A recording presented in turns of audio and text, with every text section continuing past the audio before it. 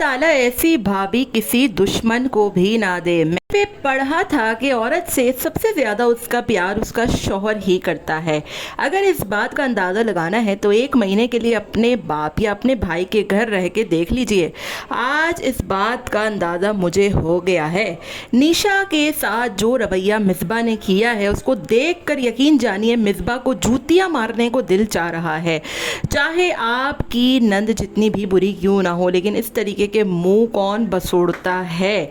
दूसरी तरफ मैं बात करूंगी कि फ़िरोज़ की आज वाकई में तारीफ़ बनती है और फ़िरोज़ ने जो किया है उस पर बहुत मैं उसको अप्रिशिएट भी करूंगी और निशा की भी बहुत तारीफ़ करूंगी। इतनी तारीफ़ क्यों करूंगी इस पर मैं आपको वीडियो में बताऊंगी, पूरी आपने वीडियो सुननी है। हेलो जी, अस्सलाम वालेकुम। आई होप कि आप सब बिल्कुल ठीक ठाक होंगे। अल्हम्दुलिल्लाह से मैं भी बिल्कुल ठीक ठाक हूँ। वीडियो स्टार्ट करने से पहले तमाम लोगों से रिक्वेस्ट है, चैनल को सब्सक्राइब कर दें, वीडियो को ज़रूर लाइक कर दें। अदनान तो ऐसा लगता है कि जोरू का गुलाम बन के रह गया है और अब्बा जी भी कुछ भी अपने बेटे को नहीं बोल रहे हैं। मतलब इतना टाइम तक तो शायद मुझे लगता है ऑपरेशन वाले भी खड़े हो जाते हैं जितने टाइम तक ये मिसबा साहिबा पलंग से उठ भी नहीं रही हैं। और जिनके छोटे बच्चे हों वैसे भी वो 2 से 3 दिन से ज़्यादा आराम नहीं कर पाते और ये मिसबा अपने कमरे में बैठ कर थकती नहीं है। आज निशा को जब जाने का टाइम आ गया तो ये मोहतरमा खड़ी हो गई और उसको अल्लाह हाफ़िज़ कर रही हैं। जबकि निशा इतने दिन से इनके घर पे आई हुई है, ये बंदी एक दिन इन बहनों के पास जाकर बैठी नहीं, इनसे बात नहीं की, काम करना तो दूर की बात। फ़िरोज़ ने निशा को अचानक से कोई मजबूरन नहीं बुलाया बल्कि जान करके बुलाया है, जो कि मुझे ऐसा लग रहा है क्योंकि PIA की फ़्लाइट्स इतनी ज़्यादा कैंसिल नहीं होती और अगर हो ही भी है तो बहुत अच्छा काम किया है फ़िरोज़ ने जो निशा को बुला लिया, क्योंकि जो इज़्ज़त आपके शौहर के घर में होती है ना, वो वाकई में शादी के बाद नहीं होती। निशा की सबसे बड़ी गलती थी कि वो कराची आ गई और अपनी भाई की मोहब्बत में आई या कंटेंट बनाने के लिए आई, जैसे भी आई, बहरहाल वो आई तो सही ना।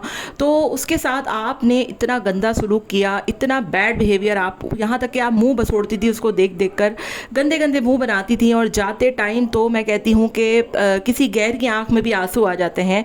लेकिन ये कैसा बेशरम भाई है कि इसको ज़रा शर्म ना आई कि अपनी बहन को छोड़ने चला जाता, क्योंकि आपको पता है कि जब शहर से बाहर लोग रहते हैं तो सालों बाद आते हैं और सालों बाद ही मुलाकात करते हैं।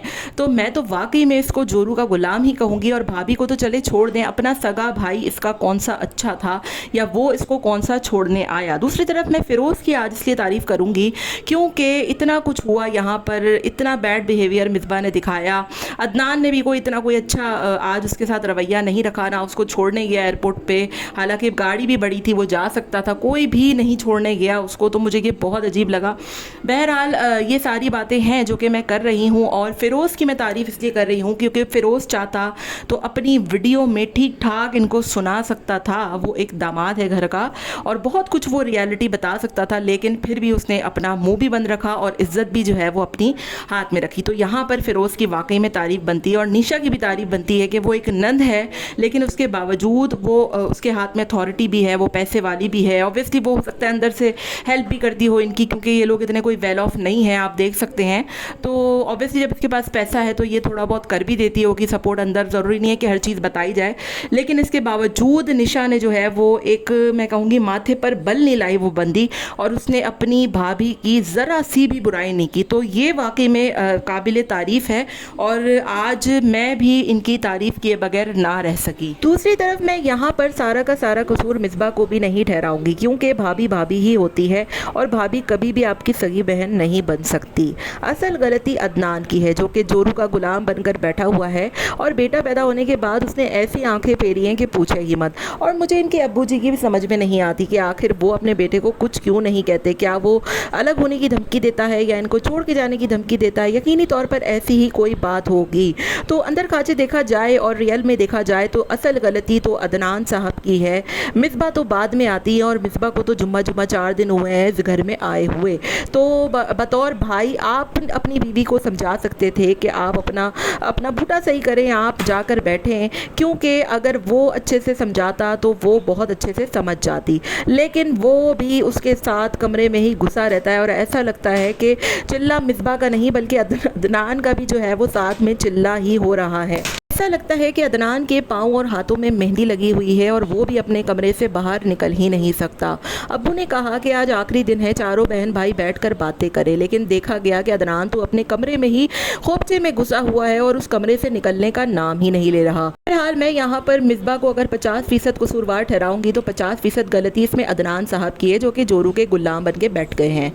लेकिन शुक्र है अल्लाह का कि फ़िरोज़ साहब को थोड़ी अकल आ गई और उसने बर वक्त अपनी बीवी और बच्चों को वापस बुला लिया। और वाकई में निशा के आ जाने से फ़िरोज़ के चेहरे पर भी बड़ी रौनक आ गई है और उसने बच्चों के हवाले से कह दिया कि बच्चे वहाँ पर डिस्टर्ब हो रहे थे। वो चाहता तो मिसबा की असलियत भी सबके सामने लेकर आ सकता था, लेकिन उसने अपने अच्छे इंसान होने का सबूत दिया।